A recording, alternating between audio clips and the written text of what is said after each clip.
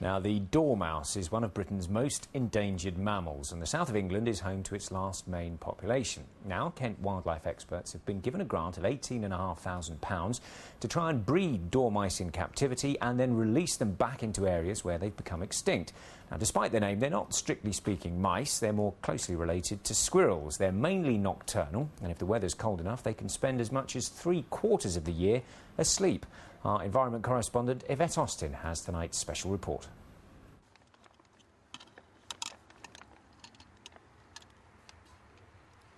Wildwood's latest brood. These baby dormice are destined to help save their species. They've been bred in captivity for release into the wild. So this is one of our babies from this year. They've done very well. They've had a litter of 5 this year, which is very good. Maximum they can ever have is 7. These are just a few weeks old, and the youngsters have a much greyer coat than the adults. They haven't quite got the lovely golden fur that the adults have, but you can see they're very lively. Dormice have slowly been wiped out across most of Britain. The destruction of ancient woodland, their habitat, is to blame. Their last stronghold is the southeast.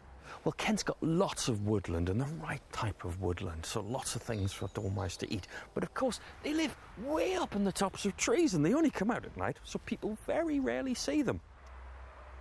Dormice are so endangered you need a licence to hold one. I've been given special permission because I'm in an enclosure, but it could take up to 2 years to train to do this in the wild. Wildwood is spending its grant money on teaching people how to look after the creatures and on new enclosures. Each breeding pair needs one to itself.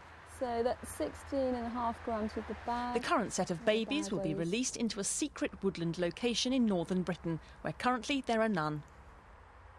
Well, a woodland like this one is perfect. It's got a good range of tree species.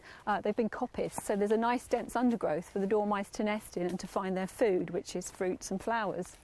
We put the dormice in a nest box like this one, so they've got somewhere safe to nest, and that's inside a larger cage with food and water, and they're left there for about 10 days to 2 weeks, and gradually they release themselves. And that's exactly what will happen to the babies next year when they're big enough, and it's hoped they'll breed too. Yvette Austin, BBC South East Today, near Canterbury.